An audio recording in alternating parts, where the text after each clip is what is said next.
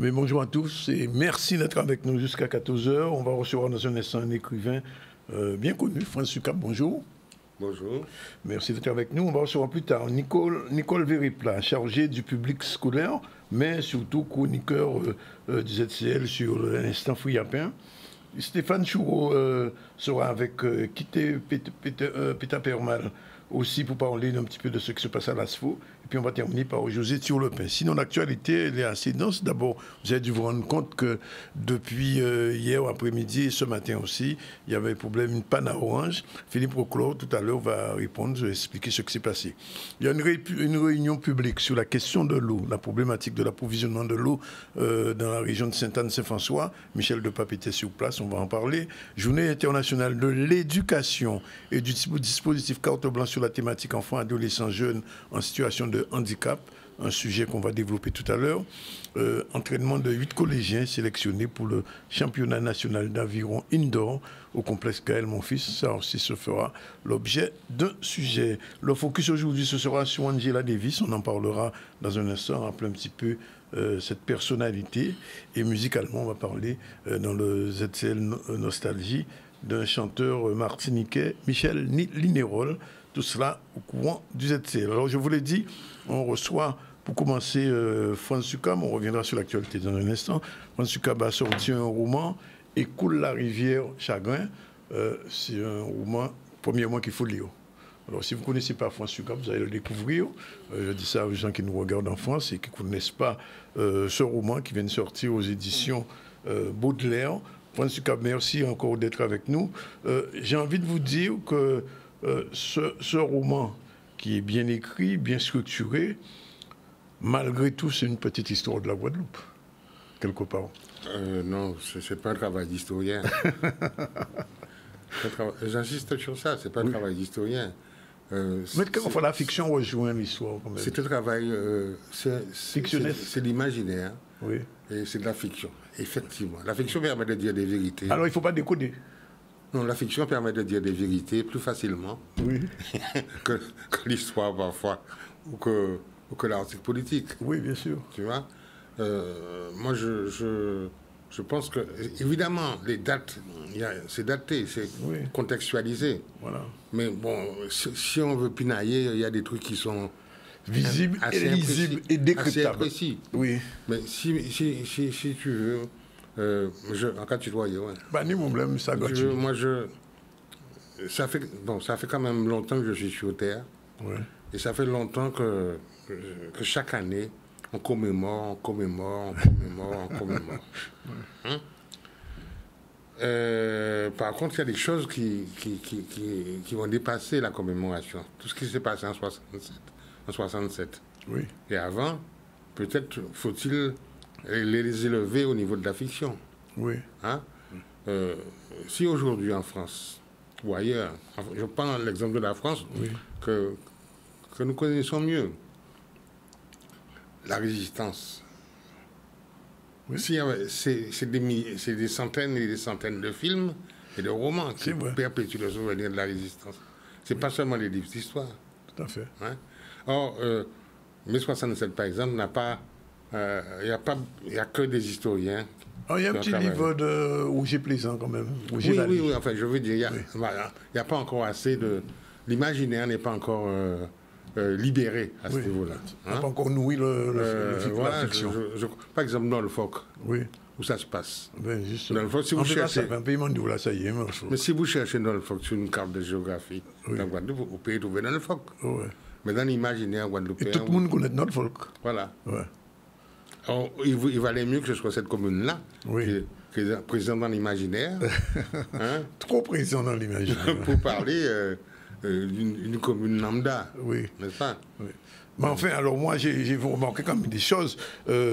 François, vous avez été pendant longtemps journaliste. Et comme par hasard, les premiers mots du bouquin sont sur un journaliste. Le Clameur, le journal s'appelle Le Clameur, le journaliste Camo, comme par hasard. Tout ça, c'est des pistes quand même. Bien sûr que c'est des pistes. Bien sûr que je ne vais pas mentir. Oui. Bien sûr que bon, y a un côté autobiographique. On ne raconte que ce qu'on a vécu aussi. Oui. On raconte on fait travailler l'imagination et la créativité autour de soi-même, autour de ce qu'on a connu, autour des gens qu'on a connus.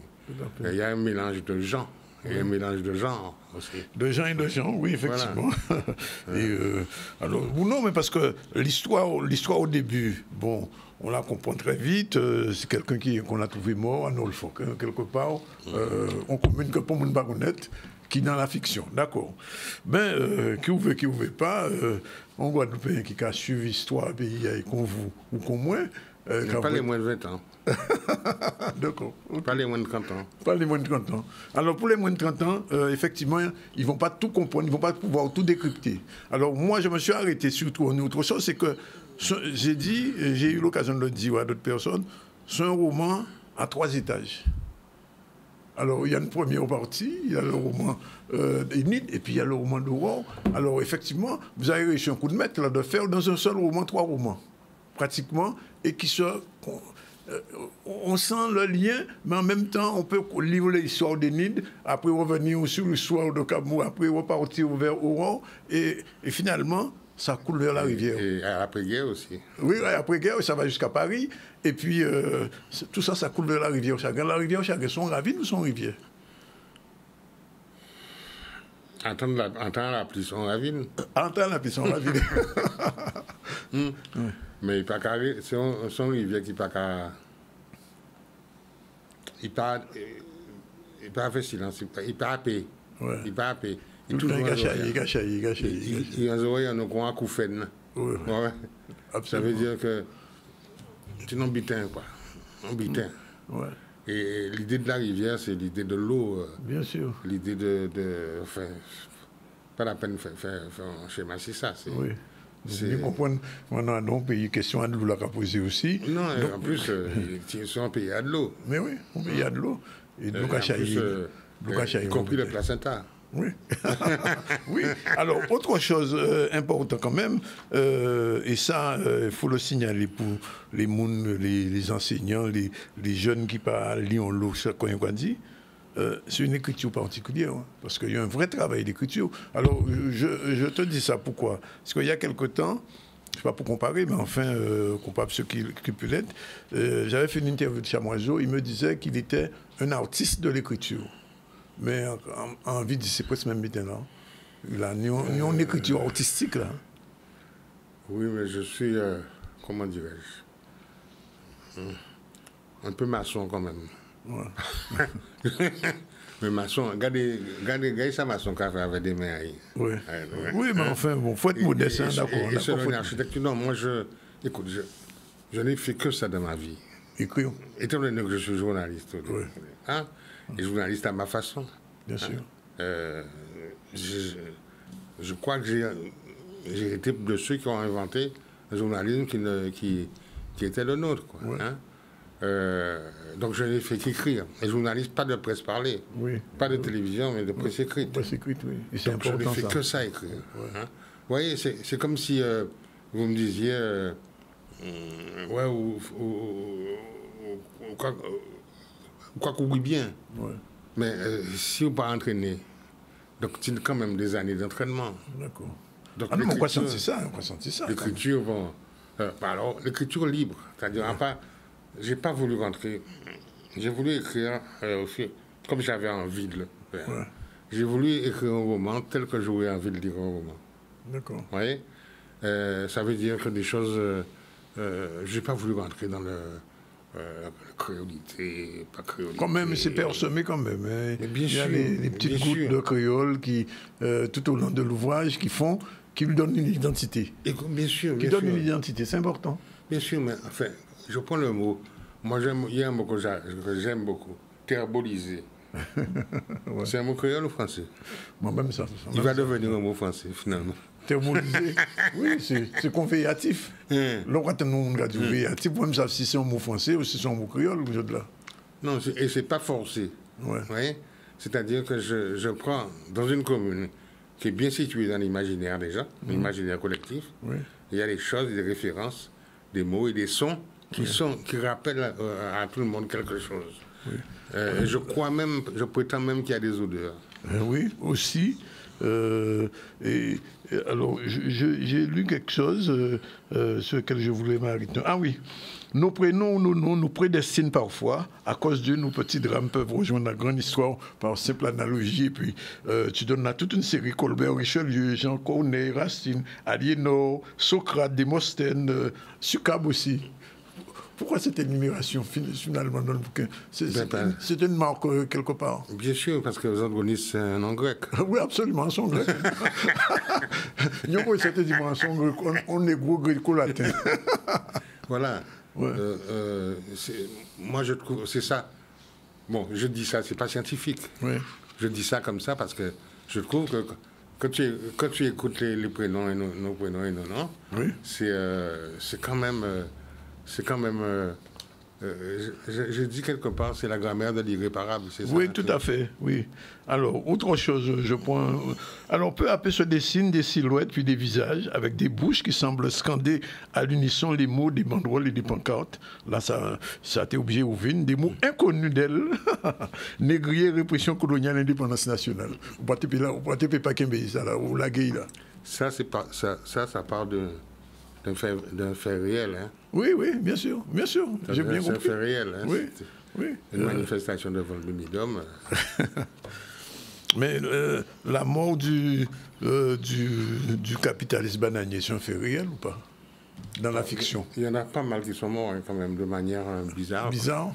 Mais il y a un qui est mort de façon quand même particulière. Oui. À Norfolk, hein? Oui, Toujours à Norfolk. Oui, j'y pense. Mais bon, il est mort, je sais pas. On ne sait pas. On ne sait pas. Et je te jure que quand on se demande à qui profite le crime, il y a beaucoup de gens qu'on devrait soupçonner, quoi, y compris parmi les capitalistes. Hein. Oui, non, c'est clair. Non, alors c'est un roman, je pense que... Alors, je ne sais pas, parce que Succab, c'est un nom qui résonne dans la littérature, mais aussi qui résonne dans le cinéma. Alors, est-ce que, quelque part, il n'y a pas une écriture un petit peu cinématographique là? Parce que, il faut le dire, Franz Succab tu as été pendant longtemps au dispositif de cinéma de la région, tu avais beaucoup de scénarios passés. Est-ce que ce roman-là n'est pas déjà quelque chose qui sera peut-être un jour mis en scène? Je ne sais pas. Ça n'a pas écrit dans cet esprit-là? Moi, j'ai écrit dans l'esprit que quelqu'un, quand il le lit, il voit les images. Oui, quand il le lit, il voit ce qui se passe. C'est un petit côté Zola. Hein, il voit les personnages. Ouais. Et c'est vrai que bon, ça peut être... est-ce que c'est structuré de la même façon? Oui. Je ne sais pas, mais c'est... Non, mais il y a beaucoup d'images, beaucoup de séquences. Il y a beaucoup de séquences dans le livre. Voilà, c'est ça. C'est un livre qui a beaucoup de séquences, un nombre important de personnages. Et donc, ça pourrait faire un film. Mais c'est les cinéastes à répondre à ça. Oui. C'est aux cinéastes à répondre à ça. Ça peut inspirer un cinéaste comme ça peut ne pas inspirer un cinéaste. Je ne sais pas. Je dis simplement, mon pari, c'est que chaque lecture, chaque image, chaque personnage, on a l'impression qu'on le connaît. Oui, tout à fait. On a l'impression qu'on le voit, on imagine. On l'entend. Voilà. Alors, autre chose, est-ce que le Franz Succab aussi, poète, n'a pas un petit peu inspiré l'écriture? Parce que c'est une écriture, je disais tout à l'heure, c'est une écriture très fluide, très élégante, il faut le dire. Une écriture artistique, j'insiste sur le thème, parce que c'est vrai. Est-ce que c'est le côté poétique qui est aussi? Écoute, quand j'écrivais des articles politiques, on me faisait des reproches que mes articles étaient trop poétiques. Ah, d'accord. Trop poétique ou trop politique? Trop poétique. Pas assez politique, mais plutôt trop poétique. Trop poétique, et quand je faisais des poèmes, on me disait que mes poèmes étaient trop politiques. D'accord, oui. Alors, bon, je suis une seule personne, vous voyez. J'aime, comment dirais-je, l'écriture, il faut respecter l'écriture, il faut qu'elle soit belle. Oui. Voilà, c'est tout. Il faut qu'elle soit belle, agréable, il faut qu'elle respecte le lecteur. Tout à fait. Voilà. Et ça a toujours été mon propos. Mais par contre, il y a une question qu'il faudrait poser, que je n'ai pas posé, qu'il faudrait poser, alors c'est le journaliste qui intervient. Ça manque beaucoup de jeunes. Hein? Ouais. Oui, la jeunesse est un peu absente dans le roman. C'est ce que j'ai remarqué, c'est un choix. Mais elle est absente de la Guadeloupe. Oui, il est parti. Il est beau. Mais, effectivement. Mais les personnages, on en parle dans leur jeunesse, dans les années 60. Tout à fait, ils se souviennent, ils reviennent, etc. Mais c'est vrai que là, dans les personnages, c'était c'est des personnes... C'est une époque, c'est une C'est des époque, ça. personnes, en fait, toutes vers la fin, on voit bien, il y a des personnes qui vieillissent ensemble, Tout à fait. tranquillement, avec beaucoup de respect. Alors, c'est sûr côté un petit peu triste. J'ai pas envie de dire pessimiste, mais enfin, quand on dit ça, on a quand même. Il manque un petit peu d'espoir quand même. Moi, je trouve que quand des personnes qui sont âgées font l'effort de ne pas devenir des vieux cons et des réacs, je trouve que on peut être optimiste à ce niveau-là. D'accord. Vous voyez, c'est-à-dire que les idées, l'espérance, la pensée à l'avenir n'est pas l'apanage des jeunes. Il faut pouvoir, même quel que soit son âge, il faut pouvoir le faire. Évidemment, il y a la question de la présence même, la présence physique, la présence numérique des jeunes se pose. Mais elle ne se pose pas seulement en Guadeloupe, elle se pose un peu partout, sauf dans les pays comme l'Afrique, la Chine. C'est le contraire. C'est le contraire. Mais c'est vrai, je me rappelle une époque quand même, j'aime bien le dire, sans parler de statistiques et tout ça. On se rappelle d'une période où, par exemple, la Pointe, les rues de la Pointe étaient pleines de jeunes. Mais on va quand même dire au mieux, ou que ça vient si la place de la Victoire, les jeunes des rencontrés, on côté le Sénat. Et si tu veux, je dis même que c'est le nombre trop important de jeunes qu'on estimait qu'était la classe dangereuse. Après la guerre d'Algérie, Donc on a voulu. le Bumidum, il y a une volonté de saigner. D'expatrier. De saigner la Guadeloupe de sa jeunesse. Et c'est des conséquences de ça. Parce que pendant toute une période, en 1963, création du Bumidum. Et du gong. Et 80, ben, la plupart des personnes en âge de faire des enfants de 25 ans, 30 ans, on les a expatriés. Si bien que quand on considère la Guadeloupe, quand je parle de la Guadeloupe, quand je parle du peuple guadeloupéen, je parle du peuple qui vit en Guadeloupe et du peuple qui vit ailleurs. Et quand on va se considérer dans sa tête que la Guadeloupe est plus grande que la Guadeloupe même, la Guadeloupe territoire, peut-être que ça ouvrira des perspectives. Effectivement. En tout cas, Écoule la rivière, un roman à lire ou à relire et puis à étudier pour le décrypter comme j'ai dû le faire parce que effectivement, même si c'est de la fiction, on trouve des traces quand même. Qui vous veut pas. Mais la fiction, c'est la meilleure manière de parler de la réalité. Oui, effectivement. Et c'est un bon roman à lire. Et à relire. Alors, on peut demander aussi où il fait signature ces jours-là, ça, mais enfin, ça qui est fait. Alors, je tiens à dire une chose. Écrire un roman, c'est un combat. Déjà. Ça a pris combien de temps déjà ça? Des années. Des années. C'est-à-dire que ça mûrit pendant des années. Quand on me dit, ouf, enfin. Les gens qui me disent enfin sont bien gentils. Moi, je ne vais pas prendre un roman chaque année. Je ne suis pas un staccanoviste de la lecture. Tu n'es pas comme confiant. On vient avec des romans à la fois. Je ne me compare à personne. Je dis simplement, ça sera certainement mon seul roman. Ah bon? Enfin, je connais la parole de Lucrèce, je crains l'homme d'un seul livre. Si j'ai le temps, j'en ferai un autre, mais je ne m'amuserai pas à faire des romans à mon âge. Hein? D'accord. Si on veut mes écrits, on va les trouver de toute façon. Pas nécessairement sous forme de roman. Il y a des écrits, il y a plein d'écrits. Je tiens à dire une chose, écrire est un combat, éditer est un combat. Et là, on est dans le troisième combat qui est aussi c'est la distribution. Il y a un vrai problème de Qu'est-ce qui nous manque alors? Des lieux J'allais dire qu'il nous manque une librairie générale. Oui. Mais bon, ça. Ma réponse est trop ciblée. Généralement, une librairie. Mais des librairies de proximité. Il y a des boutiques du livre, mais. Oui, au moins, il y a des choses. C'est-à-dire le problème entre les commandes des librairies. Par exemple, aujourd'hui, tu as des supermarchés du livre. Pas carrément. C'est la mentalité. On va trouver ça en supermarché. Non, tu as la FNAC et Cultura. Pour moi, c'est des supermarchés. Ils sont courts, ils sont informés. Mais quand tu as à mettre ça en rayon, c'est pas moi qui vais aller commander, etc. Bien sûr. Bon, donc le livre est disponible sur commande. Les gens qui ont envie de le lire, pour le moment, ils ne peuvent l'avoir que s'il commande, ou bien il est présent sur e-book. Oui. Ça veut dire qu'il y a beaucoup de gens de plus en plus, au lieu d'acheter des livres, qui commandent directement sur e-book, oui.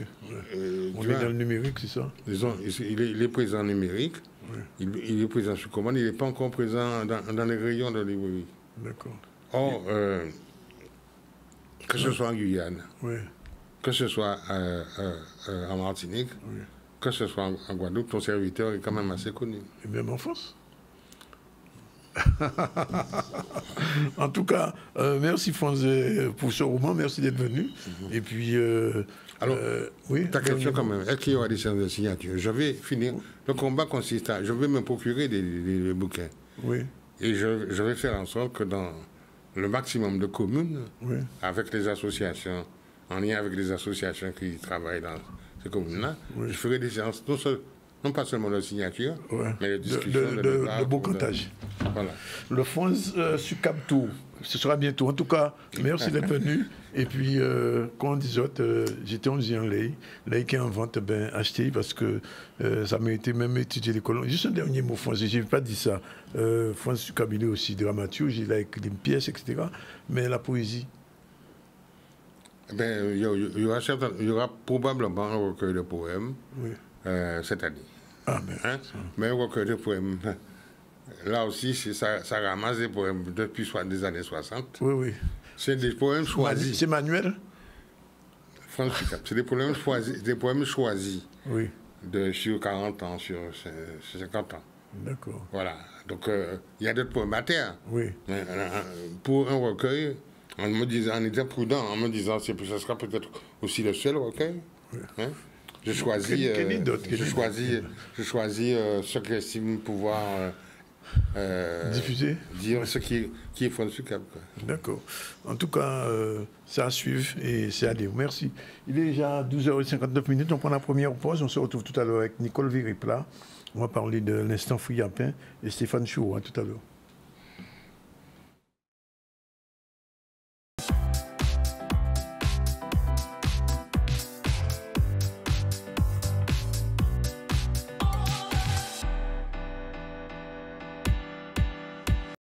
Bonjour à tous, si vous prenez l'antenne maintenant, il est déjà 13h04. Nous sommes avec vous jusqu'à 14h. On va recevoir dans un instant Nicole Viripla. Bien bonjour. Bien bonjour à Nazier, bien bonjour à Guadeloupe. Nouvelle voix, nous allons parler de l'instant Fouillapin, puisqu'on est là qu'à continuer avec l'année Fouillapin. Et aussi Stéphane Choureau, bonjour. Bonjour. Chargé de communication à l'ASFO. Et avec lui, on va parler le Youth Bootcamp tout à l'heure. Pour l'instant, on revient à l'actualité, puisque je vous l'ai dit depuis un peu plus de 24 heures, il y avait des problèmes sur Orange. Le téléphone ne fonctionnait pas pour certains, on ne pouvait pas appeler ou recevoir un appel. On a voulu savoir un petit peu ce qui se passe. Philippe Poclo, et il répond à Olivier Félix. Ce matin, nous avons un problème sur le réseau, principalement en Guadeloupe, qui concerne ce qu'on appelle les appels 4G. Donc, ce qui veut donc dire qu'il est possible que quand vous passez un appel, d'ailleurs c'est juste une dégradation, ce n'est pas pour l'ensemble des clients, il est possible que lorsque vous passez un appel, on vous dise que votre correspondant, le numéro de votre correspondant n'existe pas. Donc, nos équipes sont sur le sujet depuis ce matin. Encore une fois, ce sont principalement les appels 4G. Si vous passez un appel, par exemple, par WhatsApp, ça passera. Ce qui ne passe pas, ce sont simplement les appels de téléphone à téléphone avec ce qu'on appelle de la téléphonie mobile pure. La donnée 4G continue à fonctionner. Ce qu'on peut dire, c'est que ce problème qui est purement technique sera réglé dans le courant de la matinée. Donc sur le coup de midi 13h, les choses devraient rentrer dans l'ordre. Plusieurs dizaines de milliers, bien entendu. Mais voilà, après, encore une fois, ça ne concerne pas l'intégralité du parc client d'Orange sur la Guadeloupe. Voilà, normalement, ça devrait fonctionner. On va essayer ça tout à l'heure. On va appeler Monsieur Orange tout à l'heure. Alors, on revient sur la problématique de l'eau. Parce que vous savez que dans la région de Sainte-Anne, Saint-François, depuis quelques jours, les coupures ont recommencé, malgré tout ce que dit le SMEAG. Mais en fin de compte, ils n'arrivent pas à gérer la question de l'approvisionnement en eau à Sainte-Anne. Michel de Pape s'est rendu sur place pour la réunion publique qui a eu lieu. On écoute. Il fallait absolument éclaircir cette situation pour ces travaux sur l'usine de traitement de déhauteur. La question, je ne pense pas que tout le monde a des réponses favorables, est satisfait de cette réunion. Mais l'idée, c'est donner l'information nécessaire. L'objectif a été atteint. L'objectif, il était multiple. Le premier, c'était de permettre d'expliquer à la population les travaux qui sont en cours, des travaux qui occasionnent de nombreux désagréments et tout le monde en est parfaitement conscient. Donc des travaux qui sont en cours à l'usine des Hauteurs, des travaux qui vont permettre d'améliorer la qualité de l'eau qui va être délivrée aux habitants de Sainte-Anne, de Saint-François, de la Désirade. Ça, c'était le premier point, d'expliquer aussi comment on va améliorer la quantité d'eau qui va être apportée aux habitants grâce à des changements de canalisation qui vont intervenir dans les semaines qui viennent. Et puis surtout, c'était d'insister sur les mesures palliatives qui sont mises en place depuis le début du chantier, donc depuis le début du mois de janvier, pour expliquer comment on peut essayer de limiter un peu l'impact. On est bien conscient des difficultés, mais de limiter l'impact avec la livraison de bouteilles, enfin d'eau en plastique, et puis la mise en place depuis aujourd'hui de citernes collectives qui vont permettre d'améliorer la situation dans les quartiers qui sont les plus en fin de réseau et qui ont le moins d'eau forcément de par les travaux en cours. Je pense qu'il y a eu quelques mesures palliatives qu'on a mis en place, notamment pour la réparation de 20 km de réseau neuf, pas de rustine, hein.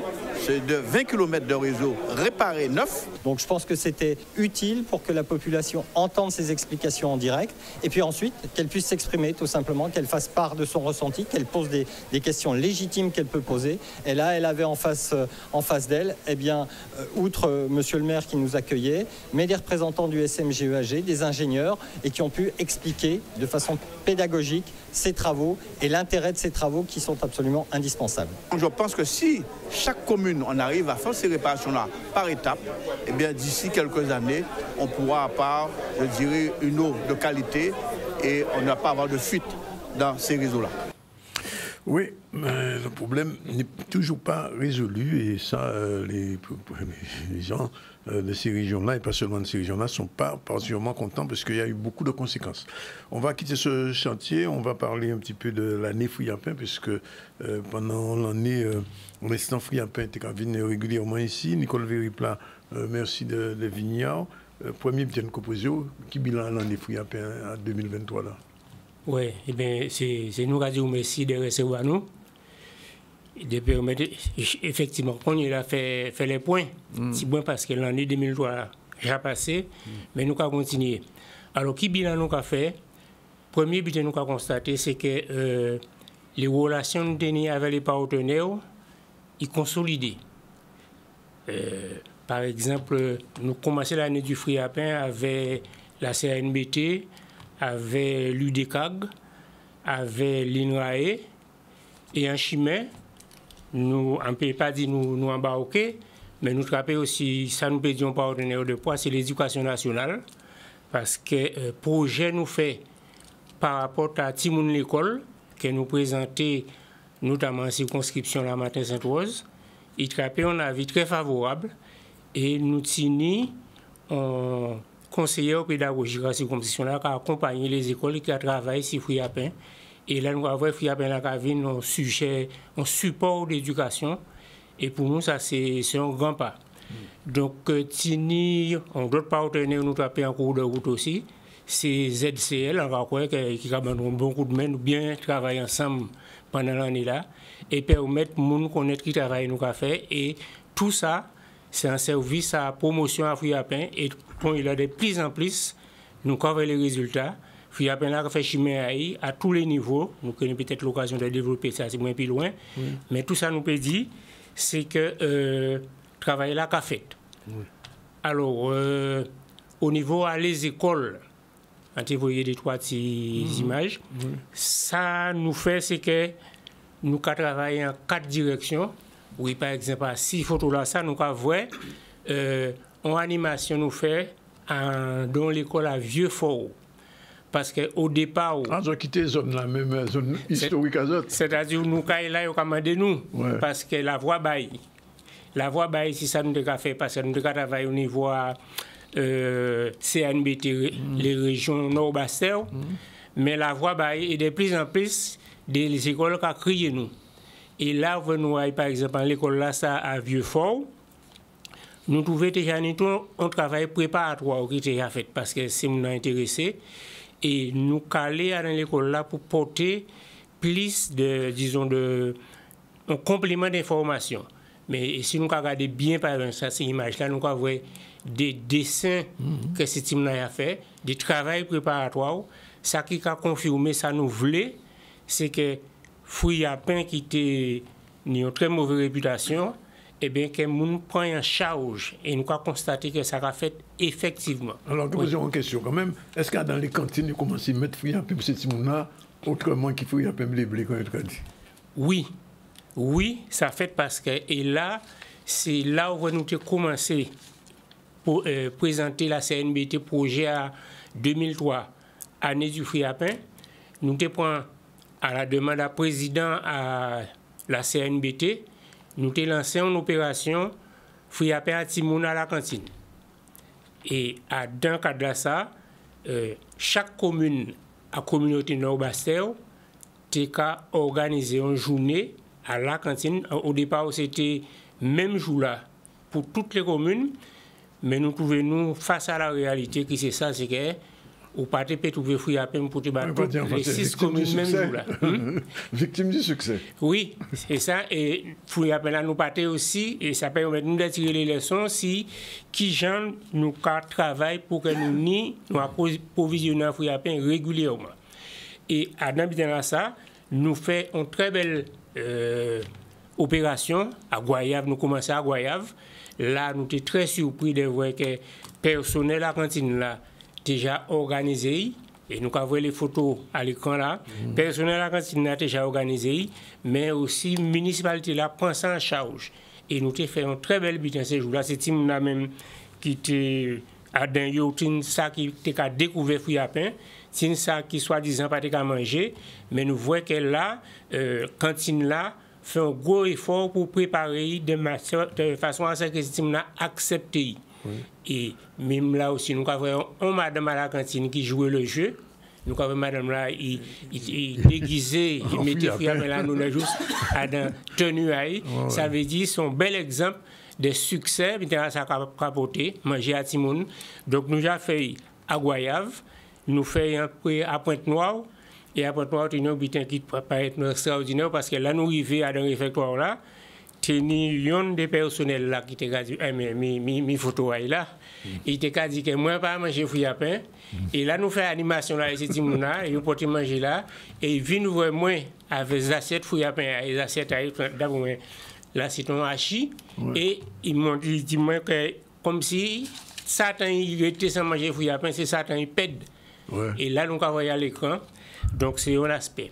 Donc, tout ça pour dire, c'est que nous avons fait opération là, ça, dans 3 écoles. Dernièrement, c'était DE, et qui a resté Petit Bourg, La Matin et Sainte-Rose. Il faut qu'on fait parce que faut nous veiller à présent période qui canifouille à pain pour lancer, mais nous avancer nous en contact avec les différentes municipalités et ça se fait très prochainement. Alors globalement, est-ce qu'on a l'impression quand même, à travers ça on dit ce qui fait que l'image à fruits à pain là pour créer ça tu as dit des fruits à pain c'est un cochon, est-ce que je là en Guadeloupe quand fruits à pain là ou point ballon? Oui, ça là où je m'en dépassé parce que à d'un travail là nous avons fait là. Adam, par exemple, là, nous avons fait la fête du fruit à pain. Les agrotransformateurs qui étaient venus avant, ils étaient venus pour te vendre, ça, ils étaient fait présenter. Mais nous avons senti que c'est une volonté de bafouiller à pain la place, d'habiller. D'après moi, il y a créé ça marketing. Oui, bien sûr. Présenter de façon à ce que le monde accepte. Et nous sortis, voyons diapo passer là. Là, Tini, anti-entreprise en Guadeloupe, qui a fait un moelleux de fruits à pain. Et là, vous voyez, gens à présenter, pas une raison qu'ils n'ont pas envie de manger. Mais à l'image là, ça c'est l'amour du goût. C'est l'entreprise des jeunes Guadeloupéens qui a présenté ça. Et c'est un d'après moi des meilleurs exemples qui a montré que les gens pensent en charge et les gens ont d'autres dimensions. Sans compter dans les restaurants aussi. Ah oui, dans les restaurants, effectivement. Là, on regarde des quantités de manifestations qui ont fait en Guadeloupe. Et par exemple, dans les repas, les dîners, etc., on peut voir, à présent, presque dans chaque dîner, un plat à fruits à pain. Mais le plat là, ça n'a pas ni migan, n'a pas ni dirier fruits à pain, ni bébélé. C'est une canne bébélé traditionnelle là. Mais si vous voulez, les gens qui ont fait un rouchage, ils vont aller plus loin et ça nous a dit qu'il y a peine à devant. Alors, l'autre question là, avant nous, dans TV, vous dites nous des petits mots comme un projet à Fouillapin, parce que, bon, là, on va Fouillapin dans notre figure, je fais que tout le monde commence à écouter, un gros transformateur point en main, bon, il faut planter Fouillapin, et peut-être il faut aller plus loin que ça. Oui. Effectivement, il faut aller plus loin. Et dans le cas de bilan là, un élément important nous fait, c'est que nous mettons en place un comité de pilotage qui tient des scientifiques à l'INRAE, qui tient des professionnels, des socioprofessionnels, qui tient nous-mêmes. Et ça nous a fait, c'est à partir de tout travail, là, nous faisons toute recherche qui est faite, c'est de mettre en place un projet Fouillapin. Nous avons présenté dans l'année du Fouillapin en juin 2024. C'est-à-dire, à d'un projet là, ça, nous avons différents éléments. Par exemple, faire un état à la ressource, ça nous nie comme Fouillapin en Guadeloupe, quantité qui l'état a eu, et aussi présenter les études qui j'ai faites avec les qualités nutritives que nous savons que Fouillapin a ni. Tout ça, on peut faire et puis les possibilités de développement, de création d'entreprises qui n'y a l'endroit ça, et aussi qui gens pour continuer à faire ce travail-là, pour voyer du travail là dans les écoles. Parce que là, nous avons déjà parlé de ça ici dans l'opération Planter l'avenir dans mon école, et dans le cadre de ça, c'est ce qui vient nous présenter quand ils ont fait, qui j'ai planté pour faire appel, qui j'ai suivi, parce qu'avec l'éducation nationale, un conseiller pédagogique qui a suivi le travail là, ça, et un jeune, nous avons montré aussi que Fouillapin là, il peut venir en support d'enseignement dans les écoles en Guadeloupe. Sinon, un conseiller pédagogique en langue régionale créole qui a monté un petit projet que nous allons soumettre à l'inspectrice prochainement, et pour nous payer plus loin et bien là ça. Donc, et dans tout ça, ça qui montre, comme déjà dit dernier coup là, si un boulevard qui a ouvert, pour nous peut créer dans la journée, dans copie là nous mettre en place là, nous avons intégré aussi les petites et moyennes entreprises pour voir qui ont les conditions à créer pour rentrer dans ça. Et à partir de juillet 2024, 2024, avec approbation à les collectivités, parce que nous représentons avant, nous avons signé, mettre en place les dispositions pour Fouillapin venir un élément de développement économique véritable dans le pays là ça. Bravo pour Nouvelle Voix, et bonne force pour vous autres et continuez le travail là. Eh bien merci. Et son travail. Dernier petit livre. Le petit livre là? Oui. Alors son premier bulletin nous a fait, son premier petit livre nous présenter, parce qu'à présent nous avons cherché plan à Fouillapin. Et donc c'est qui gens pour planter Fouillapin, pour préparer les plans. Donc, nous utilisons là, ça nous va vendre en association. Là, il pas cher, là, pour me coûter 10 €. Et sinon, un certain nombre d'éléments là, ça sont premier pas. Nous, nous d'autres qui en préparation. Mais nous, madame, ils ont fait un livre à Fouillapin aussi. Oui. Ils ici des fois. Oui. Mais il prend un ballon, il prend un ballon, donc c'est tant mieux. Tant mieux pour la Guadeloupe et tant mieux pour d'autres. Et bravo pour le travail là, ça, qu'on fait là. Merci. Nicole. Et merci pour cette CL Canal 10 qui a pas de problème, ça t'a fait normal, c'est rien sans ça payer en nous. Voilà, 13h20, on va prendre l'information et puis on va retrouver Stéphane tout à l'heure pour pouvoir parler de Youth Bootcamp, puisqu'il nous reste 4 minutes. Et donc on va venir sur l'actualité. Le sujet sur la situation du handicap est prêt? Oui, on peut reprendre? Voilà, c'est parti. Droit et liberté, autodétermination entre théorie et réalité, un sujet de Michel Depape. Nous sommes là aujourd'hui parce que nous organisons dans le cadre d'un dispositif qui s'appelle Carte Blanche. C'est un dispositif qui permet à des professionnels de choisir une thématique sur laquelle ils veulent travailler, pour qu'ils puissent améliorer leur accompagnement auprès des personnes, notamment des personnes en situation de handicap. Et cette carte blanche est dédiée à la charte des libertés, des droits et des libertés de la personne accompagnée et à l'autodétermination. Nous sommes aujourd'hui le 24 janvier, c'est la journée internationale de l'éducation, et nous avons choisi cette date pour cette rencontre entre professionnels qui doit leur permettre d'améliorer leur accompagnement auprès de leurs usagers. Les personnels des IME voulaient réfléchir sur la question de l'autodétermination. Et comme elle est introduite par la Charte des droits des personnes accompagnées, j'intervenais pour les éclairer sur le lien qu'il y a entre cette charte et la question de l'autodétermination qui arrive maintenant dans les établissements médico-sociaux. Nous avons saisi l'opportunité de l'existence du dispositif carte blanche au niveau du CROIH, parce qu'effectivement, il y a nécessité de soutenir la réflexion des professionnels autour des nouvelles problématiques. Et on a souvent tendance à balayer le passé un peu parce que voilà, il y a du nouveau qui arrive. Cette opportunité-là de la carte blanche, c'est vraiment l'occasion de revenir sur des fondamentaux du travail social à travers la Charte des droits et libertés de la personne accueillie pour faire le lien avec des notions qui sont apparemment plus récentes mais rattachées à nos fondamentaux. C'est-à-dire que dans la pratique routinière, on peut arriver à négliger le droit des personnes accueillies. Et en fait, il est important que les équipes de direction et leur personnel aient cette question-là chevillée au corps de leur pratique quotidienne et qu'à partir de ça, que les actes qui se développent à l'intérieur soient des actes bien traitants et qui respectent les droits des personnes parce qu'aujourd'hui, l'autodétermination conduit à interroger les personnes de plus en plus pour qu'elles s'autodéterminent sur ce qu'elles ont envie de faire. Et il y a des méthodologies pour le faire aujourd'hui, pour que l'accompagnement qui va se mettre en place tienne en compte à la fois de leurs attentes et de leurs besoins pour leur permettre de s'autodéterminer. Voilà, il est 13h23. On prend la seconde pause de publicité et on se retrouve tout à l'heure avec Stéphane Souro, je vous l'ai dit. On va parler de Youth Bootcamp et puis on va terminer avec José Thiolepin. Et puis bien sûr, on fera notre focus sur le mot créole du jour et aussi sur Andira Lévis et Toussaint Louverture. Tout de suite.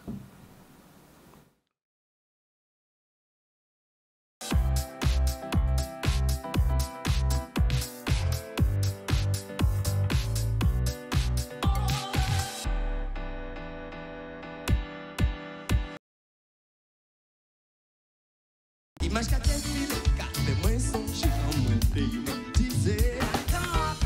Nous parlons de tout le monde, regardez derrière nous, faites c'est la juge. Quand tu regardes dans le film, c'est. Hein? La parole, on y l'a bien. Non, présentez l'homme et dit à la reprise. It's always move to the left, move to the right. And it's some music, but it's keeping.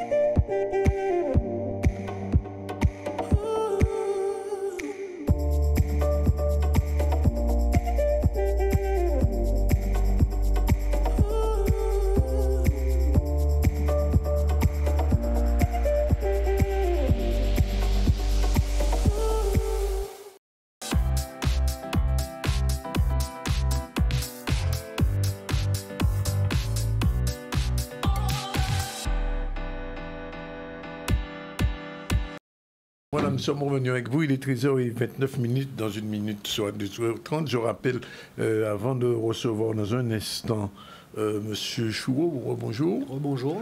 Et Mme Gipon, bonjour. Bien, bonjour. Elle veut un petit dans les têtes.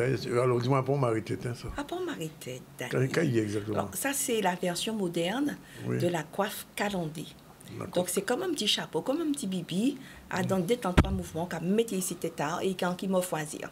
Je dois faire un petit bisou à Marie-Hélène, Marie-Hélène Ursel, qui est la réalisatrice de cette coiffe. D'accord. On va tout de suite sur le focus du jour. Est-ce que c'est prêt? Oui. Voilà, c'est parti. On va regarder, on va découvrir ensemble ce focus. Normalement, c'est sur alors là, c'est le ZCL God Nostalgie. Alors, c'est Michel Nirol.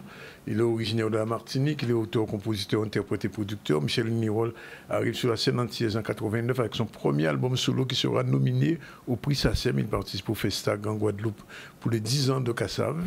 Et au Zénith de Paris avec JM Harmonie. Il compose aussi pour Valérie Odina et collabore avec Frédéric Caracas. On va écouter vers la fin du journal un morceau que vous connaissez bien. Le deuxième focus est sur une personnalité politique.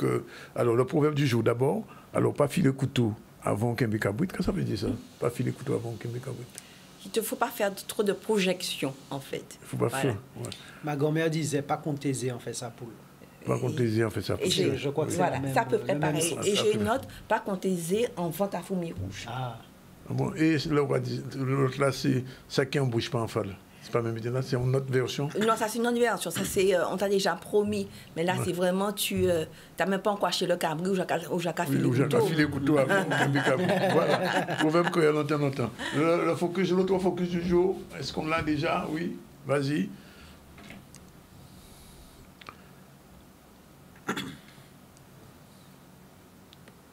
Non, pas encore arrivé. Bon, moi, sinon, ben, on va faire le sujet avec Monsieur Choureau de l'ASFO, Youth Bootcamp. Alors, explication, Monsieur Choureau, bonjour. Bonjour, Danick, ça va? Alors du coup, aujourd'hui, je tenais à présenter le Youth Bootcamp, qui est un concept qui est lancé par l'ASFO en partenariat avec Fitness Park et avec Bootcamp Academy Guadeloupe. Donc Youth comme jeune, puisqu'en fait, c'est un concept qui veut parler à la jeunesse, notamment dans une dynamique sportive, mais pas que sportive. En fait, on veut vraiment aborder des thématiques importantes comme l'orientation scolaire, le développement personnel, donc tout ce qui est atelier pour les soft skills, donc que ce soit sur du savoir-faire, du savoir-être et toutes les compétences annexes en fait qui puissent permettre aux jeunes de s'épanouir entièrement. L'objectif, c'est de leur permettre aussi de se poser les bonnes questions et de créer une dynamique d'équipe. Donc, c'est un événement qui a été lancé l'an dernier pour la première édition et qui sera renouvelé cette année le samedi 6 avril, donc à 8h, au Jardin d'eau de Goyave. Donc, c'est pour tous les jeunes qui sont intéressés, qui ont entre 16 ans et 22 ans. Et donc voilà le concept d'un point de vue. Il faut s'inscrire quand même? Oui, bien sûr, il faut s'inscrire. Donc là, le lien viendra par la suite. De toutes les façons, j'aurai l'occasion d'en parler par la suite. Mais oui, il faudra s'inscrire pour cet événement. Alors, cet atelier, c'est des fonds qui sont reversés par Lagos. Alors, l'an dernier, on a eu l'occasion de travailler pour Lagos, qui est une association anti-Guyane de lutte contre l'obésité, du surpoids et de la sédentarité chez l'enfant. Et donc, sur les inscriptions, les inscriptions étaient à 5 € et la totalité des fonds ont été reversés à Lagos. Oui. Cette année, on est encore en train de travailler sur ces partenariats. Mais c'est un peu l'idée générale de pouvoir s'investir sur cette jeunesse et œuvrer activement à l'amélioration du territoire, que ce soit au niveau du développement personnel et de l'obésité et du sport aussi. Alors, c'est uniquement pour les jeunes entre 16 et 22. C'est ça, c'est uniquement pour les jeunes entre 16 et 22. Donc, ils peuvent venir seuls ou en équipe de 6 maximum. Hein. Ça peut être 3, 4, 5. Et donc, le principe, c'est qu'ils viennent déguisés et ce sera l'opportunité pour eux de passer un bon moment tous ensemble. Donc, avec la totalité des intervenants qui seront présents. Et il y a beaucoup de lots à gagner. C'est pas uniquement le lot qui sera accordé à celui qui va réussir le parcours en moins de temps ou autre, puisque l'an dernier, on a eu un prix de la combativité pour le jeune qui a eu le meilleur esprit d'équipe. C'est pas forcément celui qui fera, ou l'équipe qui fera le meilleur temps qui va tout gagner. Non, on essaye vraiment de mettre en avant l'aspect global. Oui. Et alors, ces soft skills, ce sera quoi exactement? Alors, les soft skills, en fait, c'est tout ce qui est savoir-être, savoir-faire, que ce soit au niveau des qualités humaines, du relationnel, du comportemental, puisque souvent, on a tendance à beaucoup orienter les jeunes sur les diplômes, sur les titres. Et en fait, la problématique, c'est qu'il y a beaucoup de compétences annexes qui peuvent rentrer en compte, que ce soit au niveau des qualités humaines, relationnelles ou en termes de développement. Et c'est important qu'on puisse privilégier ça aussi pour un épanouissement global du jeune.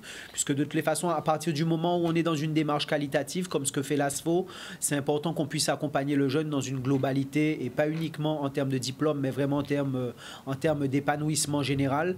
Et ça, les entreprises le ressentent parce que c'est un vrai besoin pour les entreprises d'avoir un jeune qui soit pleinement inséré, pas uniquement en termes de compétences, mais aussi en termes de comportement, d'attitude et de bien-être. Donc, alors, juste une petite remarque par rapport à quelque chose qu'on vient de voir tout à l'heure sous l'instant Friapin. Oui. Je sais qu'il y a un travail qui est fait sous le rhum de la Guadeloupe. Oui. Est-ce qu'un jour, peut-être, la SFO ne fera pas quelque chose sur le Friapin? Ah, peut-être. Le marketing du Friapin. C'est vrai qu'effectivement, parce que j'en parlais avec M. Verréplat, qui était le responsable de l'association. C'est vrai que sur la Jamaïque, ils font du fruit tapin en conserve. Ils font du fruit tapin en conserve. Oui, j'ai vu ça. Et c'est une belle dynamique, en fait, ce qui est lancé, puisqu'il y a beaucoup à faire. C'est un produit qu'on retrouve pleinement sur le territoire et qui nécessite en fait qu'on puisse s'y intéresser sérieusement. Et surtout, il y a beaucoup d'agrotransformateurs qui travaillent déjà le produit de fort belle manière d'ailleurs. Exactement. Donc, exactement. Ça peut-être l'occasion. Donc voilà. Ok, ben merci Stéphane. Merci et à toi. Et à très bientôt. Et je rappelle que pour ce Youth Bootcamp, il faut s'inscrire et c'est le samedi 8 avril. C'est le samedi 6 avril, au Jardin d'Eau de Goyave pour tous les jeunes qui ont entre 16 et 22 ans. Oui. Mais je donnerai davantage d'informations sur une autre émission. Une prochaine émission. Voilà, on revient rapidement à l'actualité avant de passer la parole à Manjipon. L'entraînement des 8 collégiens sélectionnés pour le championnat national indoor d'aviron, le complexe Gaël Monfils. Un reportage de Michel Depape.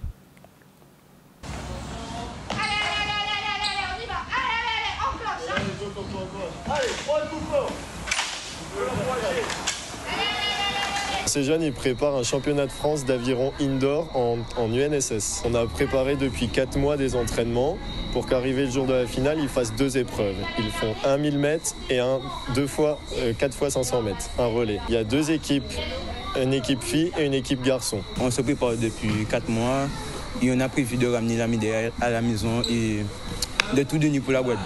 Beaucoup d'entraînement. Ces derniers temps, c'était un peu dur, mais on va y arriver. C'est surtout le mental. Il faut avoir le mental.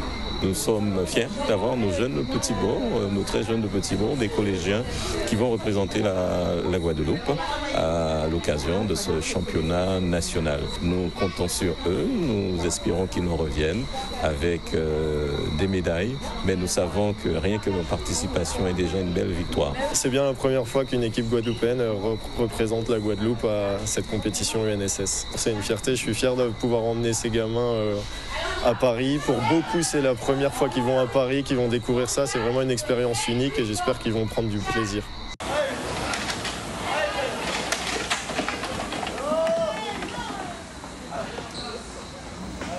Voilà.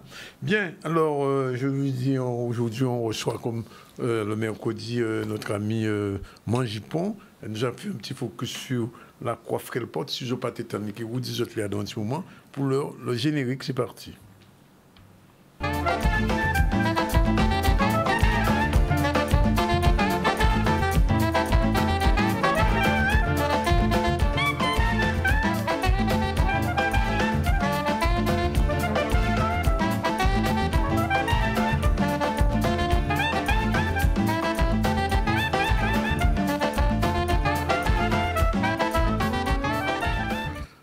Alors, Manjipon, bien bonjour. Bien bonjour. Alors, avant de nous parler des jupons, on va parler des têtes. Quoi flanc capoté là? Alors, Danick, oui. A pas on mari tête. A pas on mari tête, même si cassant mon mari tête. Même si cassant mon mari. Mais non, il n'est pas cassant mon mari tête. Hein? Son coiffe au café. C'est comme si son chapeau alors. Comme si un petit chapeau, un petit bibi. Un petit bibi très élégant et très chic. Qu'on a posé sur tête pour rendre les gens plus belles, pour vous-même m'enfoiser. Pour un petit gomme, pour un petit gomme. Un petit gomme, un gomme aussi, parce que là, c'est une coiffe quand même de cérémonie, c'est pas une coiffe de tous les jours. Ouais. Donc, c'est une coiffe qu'on va porter avec des tenues recherchées, des tenues d'apparat. Donc, à Pontigam, son bel genre de gomme. Merci de dire ça. Eh bien, justement, racontez sur le costume créole, sur les vagues du temps, sur le sujet du jour. Alors, on va revenir sur le costume créole qui est quand même la matrice de la chronique Mesélabilité, dont on a fait le reproche. Et on revient sur le costume. Et aujourd'hui, on va essayer d'aller un petit peu plus loin dans la connaissance qu'on a de ce costume. Un costume qui commence sa naissance à un moment, qui va évoluer à travers le temps, mais surtout qui va perdurer et se constituer par la volonté et l'abnégation des femmes qui n'ont de cesse à vouloir être belles malgré les interdictions qui leur sont faites. Parce qu'on est quand même à l'époque de l'esclavage. On est quand même un petit peu après l'esclavage, les premiers livres de couleur. Et il ne faut pas oublier que ces personnes esclavisées sont arrivées nues. Et pour elles, la quête sociale va passer par le droit de pouvoir porter un costume, le droit de pouvoir s'habiller. Donc le costume, là, il faudrait qu'on l'envisage non pas comme un accessoire pour s'habiller, mais comme un accessoire de revendication, comme un accessoire, un mot d'une revendication politique et sociétale à la fois. Oui. Alors, quelle est la représentation de ce costume traditionnel? Alors, le costume traditionnel, à un moment, il a été oublié. On ne voulait pas en entendre parler. Mais deux éléments forts, malgré cette évolution, perdurent dans le costume traditionnel. La robe à corps et le mari-tête avec le madras. Et aujourd'hui, on constate un retour à cet amour pour le costume traditionnel et on va aujourd'hui essayer de classifier, d'éclaircir la panoplie, la déclinaison de robes que portaient nos grands-mères. Juste une question quand même, Josie. Est-ce que le mari-tête vient aussi de cette époque-là ou bien parce qu'il y a un mari-tête qu'on voit tous les jours, toute madame tête à un mari? Alors absolument, absolument, naturellement, comme je dis, ce costume, il n'a cessé d'évoluer. Il n'a pas été créé à un moment, il a cessé d'évoluer avec les apports, avec les modes. Donc, c'est un costume qui s'est fait d'amalgame. Mais le mari-tête arrive... Alors, au départ, ce n'était pas forcément le madras. Au départ, le mari-tête arrive avec des tissus blancs, généralement. Mais il faut revenir à l'époque où les lois somptuaires interdisent aux femmes noires, libres de couleur, ou de porter le chapeau. Donc, elles vivent encore cette interdiction comme une nouvelle offense et avec les tissus, avec le matériau qu'elles ont à disposition, elles commencent à se confectionner ce mari-tête qui va faire office de chapeau. Oui. Alors, je m'excuse de revenir là-dessus, mais en fait, on s'aperçoit d'une chose, c'est que le mari-tête aujourd'hui, ça s'est popularisé, et même plus que la robe créole. Alors, le mari-tête, il s'est popularisé parce qu'il est facile à faire, parce qu'on peut le faire avec tout, mais la robe créole garde quand même une note de noblesse, parce qu'aujourd'hui, les jeunes femmes, même les robes créoles contemporaines, elles vont porter cette robe pour de grandes occasions, pour des occasions rares, pas des occasions de tous les jours. C'est quand même un bon signe, c'est quand même un bon marqueur social, ça veut dire que notre robe, même si elle est conjuguée à une façon contemporaine, mais ma foi, comme était pour un bitin qui n'est censé valer pour moi. Alors, quelle robe portaient nos grands-mères pour chaque occasion, justement? Alors, nos grands-mères avaient une panoplie de robes, de la robe à corps, toutes les robes à corps. Donc, les robes à corps de cérémonie d'apparat, les robes à corps simples, la robe gaule, les robes d'intérieur.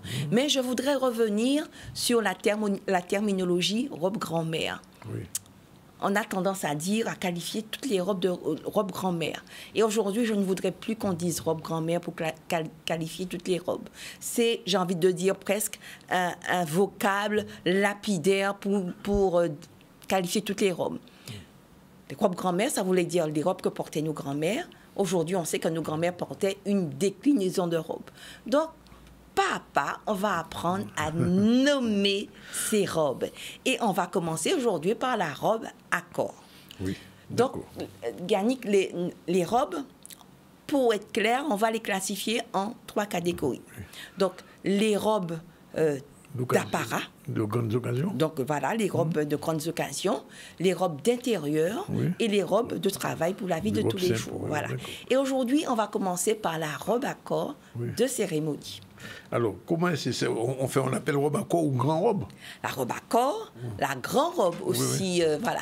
Mais ici, on va plutôt utiliser la robe à corps. Pourquoi la robe à corps?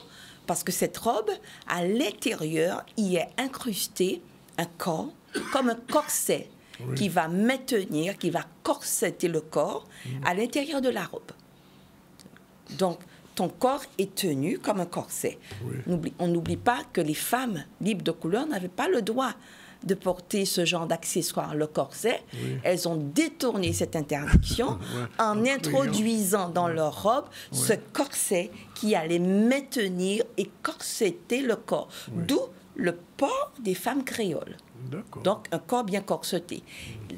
Voilà, on a des robes. Toutes les robes à corps ont à l'intérieur ce corps. Donc, une bande de tissu que les couturiers, les experts, les négresses à talons doublaient, surpiquaient pour qu'il puisse être dur comme un corset et maintenir la taille, parce qu'il était de bon goût d'avoir une taille très fine, maintenir la poitrine et surtout amplifier la jupe. Donc, la taille fine, plus la taille était fine, plus la jupe allait se voir et créer cette disproportion qui était un critère d'élégance et de mode à l'époque. Donc, là, nous voyons les différentes robes à corps. Il y a quand même le foulard ou tout? Alors, le foulard, visite ou col, nous verrons ça dans une autre chronique, parce que tous les éléments, tous les accessoires qui accompagnent cette robe à corps, Danick, il nous faudrait plusieurs chroniques pour pouvoir les détailler. Alors, la différence qu'on va faire entre la robe à corps d'apparat et la robe à corps de tous les jours, c'est essentiellement le tissu dans lequel sera confectionnée cette robe. La robe à corps d'apparat sera confectionnée dans un tissu recherché, dans un tissu cher, donc des brocarts, des soies, avec des broderies. Donc, et surtout, la quantité de tissu qui va être utilisée. Alors, aux environs de 9 mètres, parce qu'il il faut que ta robe puisse être ouverte sans que l'on puisse voir tes jambes. D'accord. Donc, alors, attention. Et surtout, il faut que tu puisses piquer ta robe, la déposer sur ton bras pour juste laisser apparaître ton jupon. D'accord. Donc, alors... C'est un véritable art. Mais c'est un art, pas un véritable. C'est un art. Ça fait partie du code de l'élégance noire, du code du costume créole. Donc, plus ta robe a du tissu, plus elle sera chère, plus elle sera réservée pour les grandes occasions. À l'inverse, les robes à corps de tous les jours n'ont pas besoin d'autant de tissu. Parce qu'elles n'ont pas besoin d'être portées.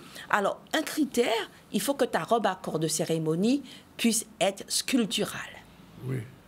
Donc, ce qui sous-entend un tissu qui a du maintien et surtout les jupons et sous-jupons qui vont permettre à la robe de tenir. Parce que la robe, elle est juste posée sur jupons et sous-jupons. Nous verrons dans une prochaine chronique tout ce qu'il y a sous la robe à corps. La robe à corps de cérémonie va se porter impérativement avec une coiffe et non un marée-tête, une coiffe, chaudière, calandée ou coiffe de cérémonie et portée avec des bijoux. Oui, justement, les bijoux, c'est aussi important. Ah oui. Donc, mais comme c'est important, ça fera l'objet d'une autre chronique. Donc, coiffe, bijoux et jupons sont indissociables de la robe à corps de cérémonie, indissociables du costume créole et fait partie du code vestimentaire du costume créole. Voilà. Mon objectif, Danick, quand même à terme, serait que toutes les femmes, tous les hommes de ce pays Guadeloupe puissent à minima maîtriser quelques codes du costume créole. Et quelques codes on va y arriver. Ah oui, on va y arriver, j'ai bon espoir. Surtout, on voit l'engouement qu'il y a autour de ce costume. Merci. Alors, pour conclure, j'ai envie de dire, bel jupon ne veut pas dire belle manière. Attention. On va te demander ça là. Bel jupon veut dire belle manière. D'accord. OK, voilà. Ben, il est 13h49. On a le temps d'écouter un petit extrait de la chanson de Michel Linérolle. Je ne sais pas si José connaît cette chanson. Je crois l'avoir entendue. On écoute un petit extrait. Tu vas me dire, José.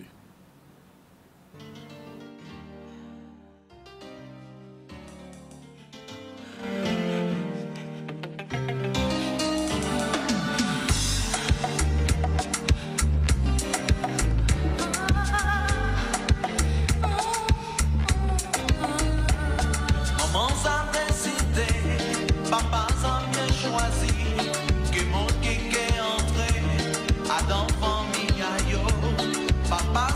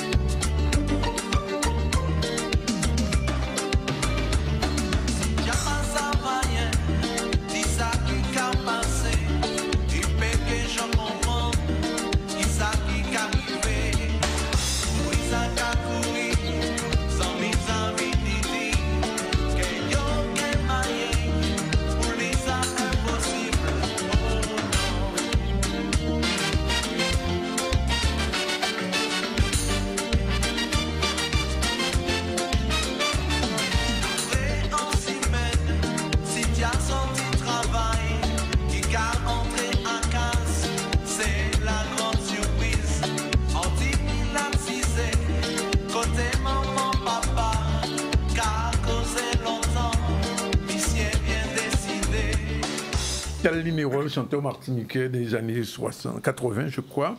La chanson, c'était Pour l'éternité, on a entendu le texte. Et c'est une chanson qui a eu un grand succès dans les années 80. Visiblement, merci à Odalia d'avoir fait ce choix aujourd'hui. Alors, je rappelle que depuis le début de l'émission, on a reçu Franz Sucab, auteur, qui a sorti un ouvrage on l'a présenté, qui s'appelle Écoule la rivière, bien sûr. La rivière, c'est un roman de plus de 300 pages. Il nous a dit qu'il a pris des années pour l'écrire. Ensuite, nous avons reçu Nicole Véripla. Nicole Véripla, c'est un membre de l'association Nouvelle Voix. Et ils ont fait ici le bilan de l'année Friapin, qui s'est très très bien déroulée pour cette association qui a décidé depuis plusieurs années de battre Friapin à Balan. Et aujourd'hui, tout le monde a mangé Friapin, tout le monde a redécouvert Friapin. Et surtout, nos enfants aujourd'hui commencent à reconnaître, à connaître le goût du friapin, surtout que le friapin a été présenté dans d'autres sauces, si on veut dire, par rapport à ce qu'on connaissait habituellement. Et il nous a dit qu'il y a un grand plan, grand projet friapin qui va être présenté au mois de juin à l'occasion de la journée friapin qui a lieu au Lamentin. Stéphane Choureau est venu aussi avec nous. Avec lui, on a fait le point sur le Youth Bootcamp qui aura lieu en avril, le 6 avril exactement. Il aura l'occasion d'y revenir. Ça s'adresse à des jeunes de 16 à 22 ans. Et ce sera une occasion pour eux de se retrouver ensemble. Et puis, focus de José Turlepin, non seulement sur le mari-tête, c'est pas un mari-tête, mais il dit son coiffe, mais sur les robes grand-mère, il faut plus appeler les robes grand-mère. Non, j'allais dire les robes grand-mère qu'il ne faut plus appeler robes grand-mère, il faut les appeler robes à corps. Non, pas toutes les robes, parce que maintenant, on sait... Il y a 3 catégories. Ah oui, on sait les définir. On a 3 catégories, voilà. Sinon, toute l'actualité, on a fait un point sur la panne Orange aujourd'hui avec Philippe Auclore, puisque vous savez que dans la journée de la fin de l'après-midi, au début de cette matinée, il y avait des difficultés à joindre les gens au téléphone. Semble-t-il, c'est en train d'être réglé, ça devrait être réglé. On vérifiera tout à l'heure. On a parlé aussi de la journée internationale de l'éducation et du dispositif carte blanche sur la thématique des enfants, adolescents et en situation de handicap. La réunion de Sainte-Anne sur la problématique de l'eau qui n'est pas résolue, parce que vous savez, Sainte-Anne-Saint-François, depuis quelque temps, les coupures d'eau, les tours d'eau ont recommencé. On n'a pas content. Résultat des courses, il y a eu une réunion avec le maire, le sous-préfet, pour expliquer, mais même si on expliquait, mais de l'eau n'a pas arrivé toujours en robinet à Simona, et Simona n'a pas été content. On a parlé aussi de l'entraînement de 8 collégiens sélectionnés pour le championnat national d'aviron. Et le focus du jour, c'était sur Michel Linérolle. Michel Linérolle, qui est un chanteur martiniquais. On a entendu tout à l'heure un extrait de Pour l'éternité. Et avec ça, on vous dit bonne fin de journée. Voilà, c'était le ZCL Gold Nostalgie, l'originaire de la Martinique. On a vu ça, il a sorti plusieurs albums. Et Pour l'éternité a été un succès durable, puisqu'en vrai, José était qu'à swinguer pendant tout cas jouer musique là, et pas lui seulement, Mélanie aussi. Voilà, c'est fini pour aujourd'hui. On salue Stéphane Choureau qui est encore avec nous. Bien bonjour à l'ASFO. On salue encore José, qu'on vous retrouvera avec plaisir, parce qu'elle a beaucoup de choses à nous dire sur les robes, sur le costume, sur le mari-tête, le vrai mari-tête, et aussi sur les bijoux de nos femmes depuis l'époque du 19e siècle. Il y a beaucoup de choses à dire. Et José, on attend le livre. Et Kevin ? Bon, on ne va pas dire plus que ça. Voilà, c'est fini. La réalisation est assurée par Yann avec le soutien logistique de notre ami Stéphane André, qui justement soutient chaque jour. Nous avons des gens de l'ASFO justement qui cabonnent nous là pour réaliser l'émission, et je peux dire qu'on est très content de ça. Voilà. Merci. Pas de problème. Allez, à demain.